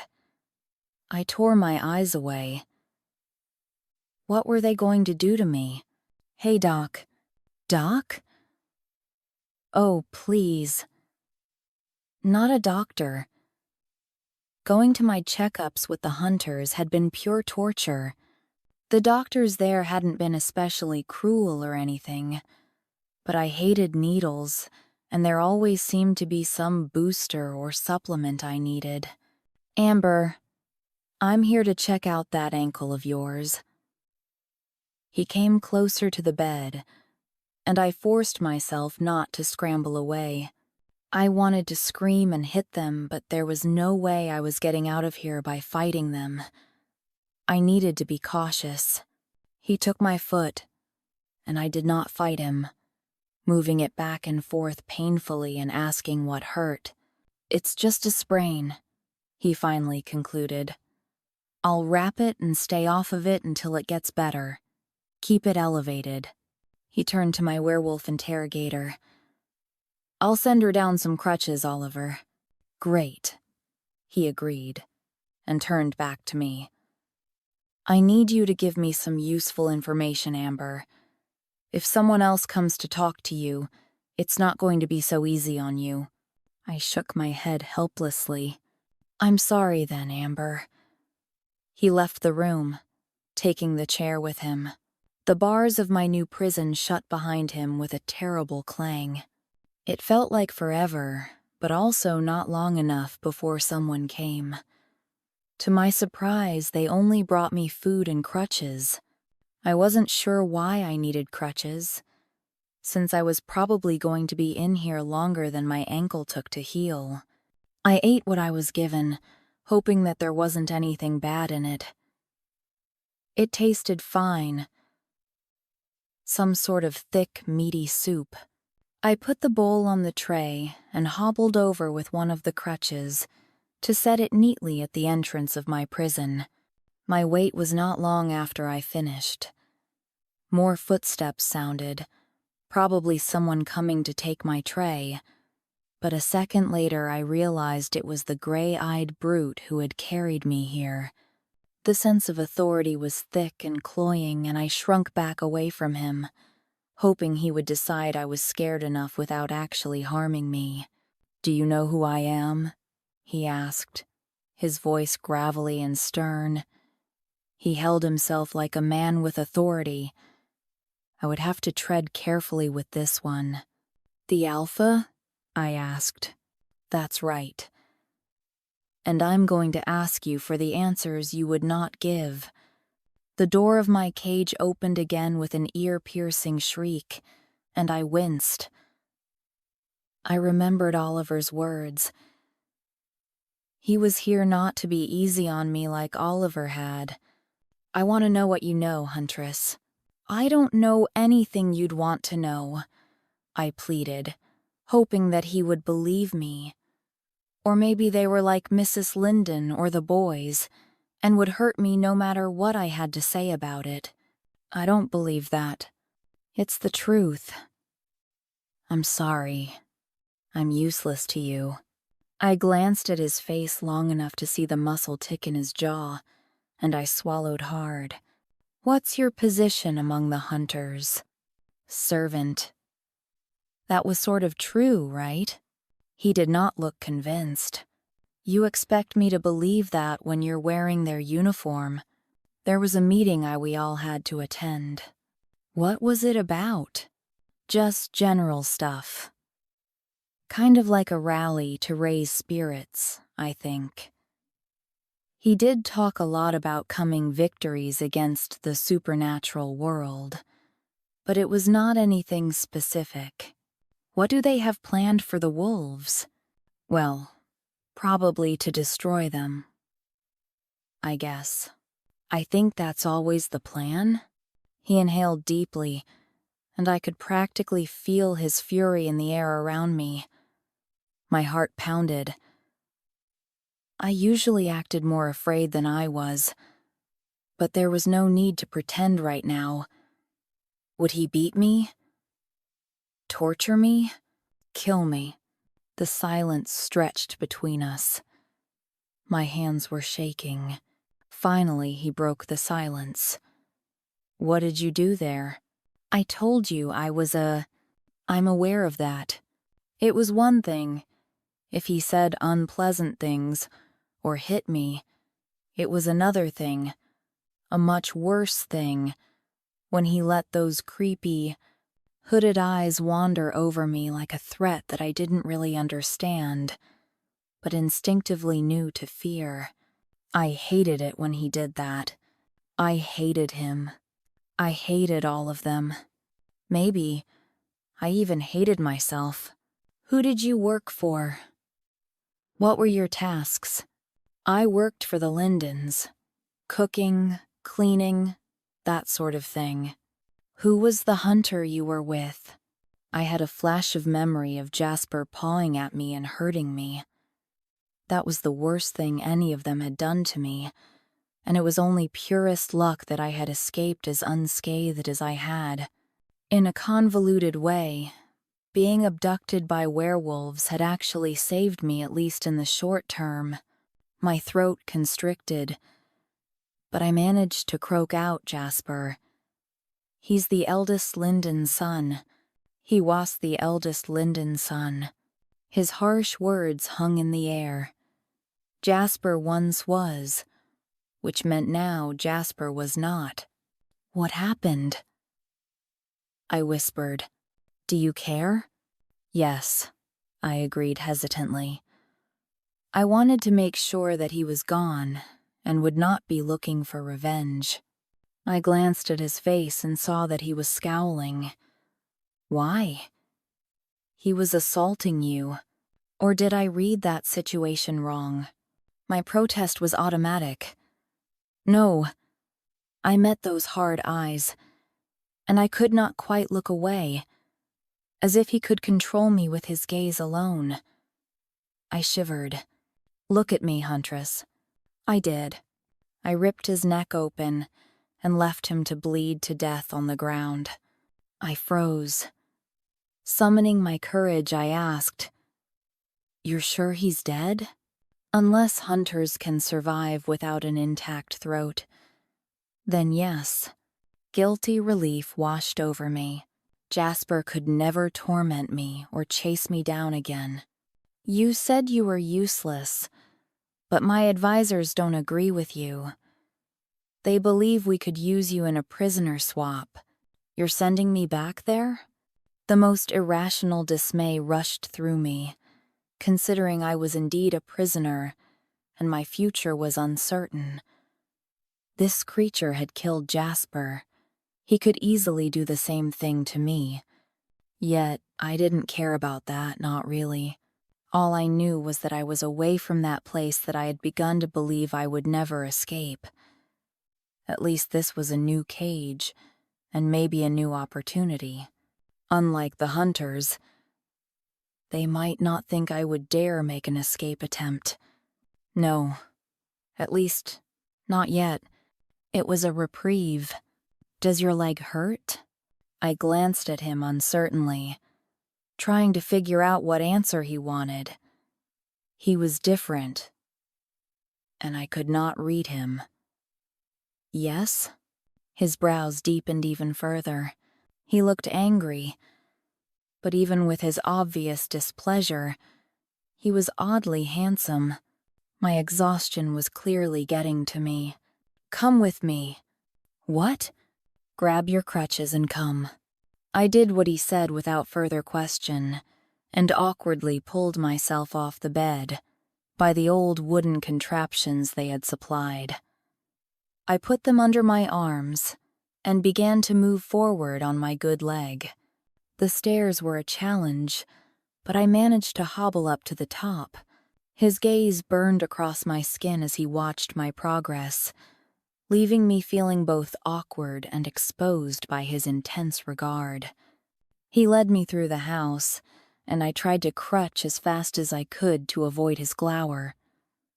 I almost tripped, and he growled as he roughly stopped me from another fall. "Could you be careful?" "Sorry." I responded quickly and turned my eyes down to the ground. He growled again, and I flinched. I wished I could have explained that I had never been this clumsy before. I supposed that being rescued through abduction could have that effect on a person. Finally, we reached a door and he opened it, revealing a plain bedroom. I paused at the door, not sure what he intended for me. Terrible scenarios whirled through my mind. I risked a glance at him. "You'll stay here until we're done with you," he said. I nodded, trying to pacify him. "The door will be locked and guarded. The windows are locked. We'll hear if you try to break them. Don't try to escape. Stay put." I nodded again. His scowl practically burned me. I swallowed hard and crutched further into the room under his hot gaze. I breathed a sigh of relief when the door finally shut behind him. What was I going to do? Over the next few days, I was left largely alone, except for when I was brought sustenance, clean clothing, toiletries, or ice for my ankle. The only other interruption of my solitude was when someone came by to question me. I was not tortured in spite of what Oliver had implied. I had hit on a strategy and I followed it with dedication. I never told them that I was a human orphan because then they might really understand I was completely worthless. I was not sure what they would do to me if they discovered that I was useless to them. On the other hand, I tried to make them believe that my value was low, because I really did not want to get sent back to where I came from. The Linden family were hunters of the supernatural, the group of extraordinary humans who stood between humanity and the monsters lurking in the darkness beyond the light of civilization. Growing up as an orphan in their midst, I had heard all the stories of the glory and power of the hunters, and I could easily recite the impressive tales from memory. My own experience had been less glorious. Jasper's death had not been my fault, but I was not convinced that Mrs. Linden would not find a way to blame me for the death of her beloved wicked son. My hope was that I would heal my ankle and eventually somehow manage to escape them. I was not optimistic, but maybe they would use me as a servant and get bored with watching me at some point. It wouldn't happen soon, but if I was patient, maybe I would have a chance. I had failed a few times to escape from the hunters, but I had learned from my mistakes. These wolves likely did not expect any rebellion from me, just like the hunters hadn't before they'd caught me making my escape that first time. While I lay around elevating my foot, my fantasies about escaping to the outside world ran through my mind wildly. I was not looking for much. I just wanted to find some humans and live amongst them, no longer look down upon for the weakness of my nature. Maybe I could find a kind human man to care for me, like no one else had, although I had difficulty even believing that such a fantastical thing might be possible. No, the most important thing was to get away and hide. I did everything I could not to crush those dreams of escape with logic, because they were the only thing that kept me going. My mental wanderings were interrupted by the door opening. It was not one of the ladies who had been caring for me, but the gray-eyed alpha. I instantly scrambled up in the bed and watched him warily. "I've come to warn you." His words made me shiver. Warn me about what? He paused and continued in a less certain tone. "It's the full moon tonight." I didn't know the point of him telling me this. My eyes stayed on the floor. "Stay in your room tonight." "Why?" I asked, my curiosity overtaking my caution. "I was always in my room." "Never mind. Just don't try to leave. It's less safe than ever for you. If the wolves get a hold of you, they could kill you." I nodded. "Why would they do that?" He frowned. "Are you trying to get information to take back to the hunters?" I shrunk down as I shook my head. "No. I never want to go back there. And my ankle." A glance showed me a brow furrowed, as if he were trying to determine the truthfulness of my words. He needn't have bothered, since I had been forthcoming with what I knew. "Just remember what I said," he said gruffly before leaving the room again. I covertly watched the full moon activity from outside my window. At first it seemed very much like any other dusk, but as time went on, I began to notice the lack of activity, which was then followed by a large increase in the number of human beasts outside. Most still bore their human skin, but they all moved with a frenzied sort of excitement. As darkness began to fall, broken only by the occasional torch and the light of the moon, wolves began to emerge from the shadows. The silence of the night was rent by increasingly frequent mournful howls of wolves. Perhaps I should have been afraid, but there was some part of me that was energized by the movement of the pack around me. I decided then and there that I would make my attempt at escape on the next full moon, once my ankle was good enough to walk. It would be dangerous. I would either win my freedom while they were distracted, or I would die at the teeth of the beasts. But still, the gamble seemed worthwhile. I did not want to go back to the hunters, and I did not want to stay trapped here. I lay in bed in the darkness and watched the light hanging in the sky outside my window for a long time before I finally fell into a deep rest.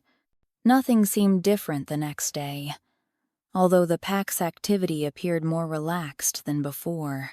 Perhaps they needed to let out their wild side to calm themselves down. My days dragged on to the point where I almost missed being forced to work day in and day out, because it at least gave me something to do. I spent most of the time looking out the window at the world beyond the rectangle. That was how he found me the next time he came. The door opened and I ignored it, but somehow I knew it was the Alpha without checking. It was strange that he spent so much of his time interacting with me. Sigmund Trist certainly had not wasted a moment of his time on my petty existence. Of course, there I was just a common human nuisance, whereas here I was an enemy hostage, and perhaps that accounted for the difference. "You're to come and be questioned by my advisors," he said. I exhaled slowly and tried to ignore the tension his words began to build in me. "I've already told you everything I know about the hunters. The Lindens had taken me in as a toddler, mistreated me as an unpaid servant as they allegedly raised me beside their sons, and none of the other hunters had ever lifted even a finger to intervene in my miserable existence. I was never in a position of power. I was never a fighter." He did not bother to argue. "Come on. I complied, keeping my eyes down.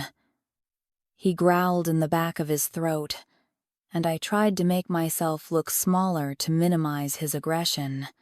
It did not seem to have a calming effect on the beast before me, as it often had with the Lindens. Why had he been the one to come for me? Maybe to intimidate me before I had to stand before his advisors. Using my crutches, I maneuvered my way after him. He seemed to be going slower to accommodate my decreased pace, but it was still a struggle to keep up. There was nothing I could do about his annoyance at my slow speed. Finally, we reached a moderately sized but stern-looking building, and I followed him inside and through the halls to a high-ceilinged room. A dozen or so seats were placed in a semicircle, and there was a single empty chair at the head. "Bring her a chair," the Alpha said gruffly. I supposed I should be grateful they weren't going to make me awkwardly stand balancing with crutches. I kept my gaze down and took the provided seat. "Tell us about your life among your people," he prodded. I inhaled and began speaking. I left out the fact I was not a biological hunter as per my plan, and I left out the abuse I had suffered at the hands of my family for the sake of show, but I told them everything else, highlighting the long hours I spent working at menial labor. When I was finished, they asked me many questions that were presumably to find out anything I was hiding, but all I could tell them was the public hunter view of the situation. Finally, they were finished with me, and I let myself relax just a bit. Then one advisor spoke.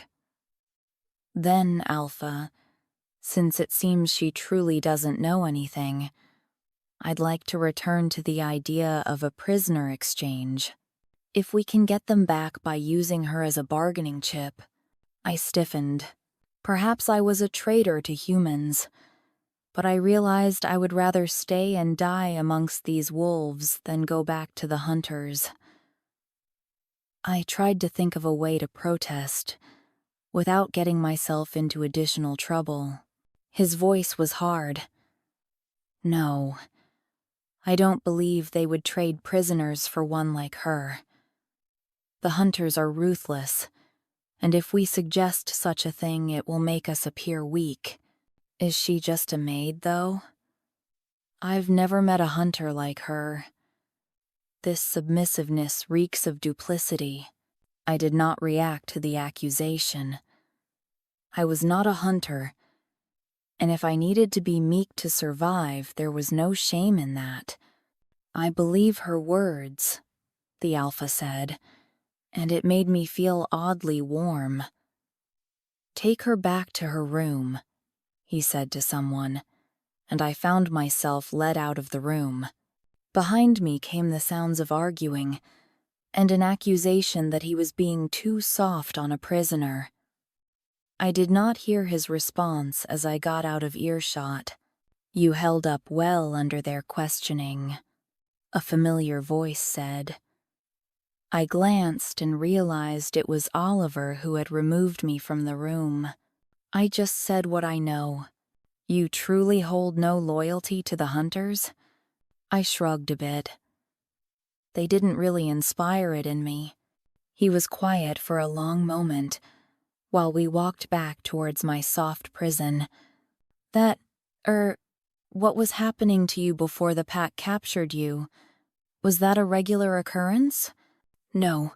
He had been escalating for a while, but I had managed to avoid any situations before then." He was quiet for a long moment. "The hunters don't protect their females?"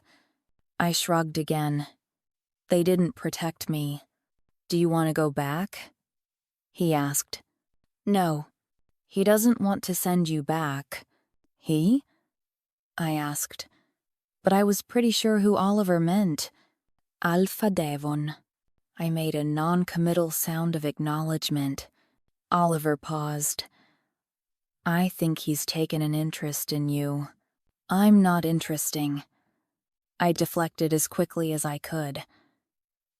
I didn't want any males taking an interest in me again, even if he was rather attractive and not at all repugnant like Jasper had been.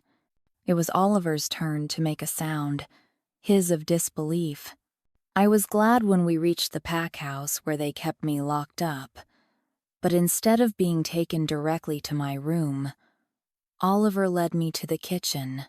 I wondered for a moment if I was to become unpaid labor to them as well, but I was instead ushered into a chair, and he began digging around the refrigerator.